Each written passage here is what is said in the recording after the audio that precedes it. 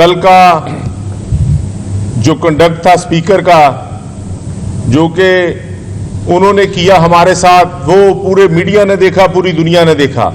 Assembly के अंदर जब मैंने कुरान शरीफ का इस्पारा हाथ में पकड़कर बात की, वो असेंबली का इस्पारा था, तो मैंने जब बात की कि जनाबे स्पीकर, आपके वुज़रा कह रहे हैं कि 9 मई की जो FIR हैं वो हमसे पहले हुई हैं। मैंने कहा चले आप 9 मई वाली छोड़ दें, जो आपके दौर में हुई हैं। लाहौर के अंदर लोकल एहतजाज हुआ था तो मैं झंग से MP हूं, मेरे ऊपर इधर 4-5 FIR हो गई हैं।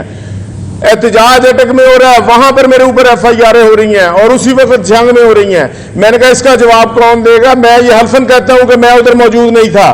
तो मैंने कहा यही वाला स्पारा अब मैं आपके वुज़रा के हाथ में देना चाहता हूं। मैं उनसे पूछना चाहता हूं, क्या अदलिया आजाद है? क्या हमारा मीडिया आजाद है? क्या हमारी पुलिस आजाद है? क्या हम दहशतगर्द हैं? जब मैंने ये बात की तो डिप्टी स्पीकर साहब आपे से बाहर हो गए और आग भगोला हो गए और उन्होंने कहा आपको कुरान शरीफ पढ़ना आता है? क्योंकि माइक उनका था, मैंने सर हिलाया कि आता है और बड़ी ऊंची आवाज में कहा।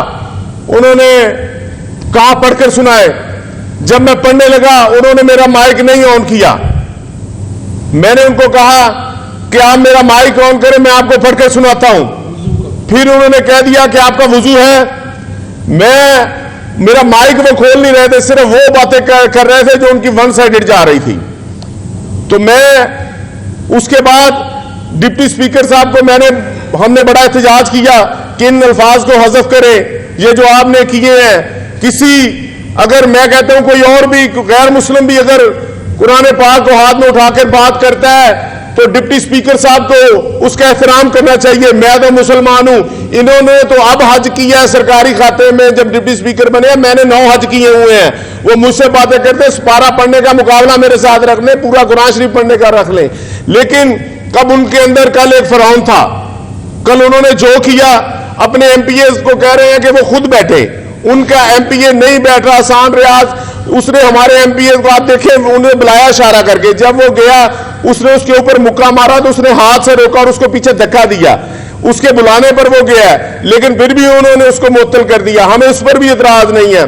फिर जो कल शाम टाइम हुआ वो आपके सामने है। जब हमारे शेख इम्तियाज ने कहा कि ये आप देखें कि कोरम पूरा नहीं है, उन्होंने उस बात को कहा कि तुम्हारी कैसे जुर्रत हुई, कोरम पूरा है, आप बाहर निकल जाएं। उसने कहा फिर कोरम उनका हमने अब बिजनेस करना है, तो उसने कहा जी आप नहीं कर सकते, कोरम की निशानदेही होगी, इससे गिनती करें। उनका पूरा है।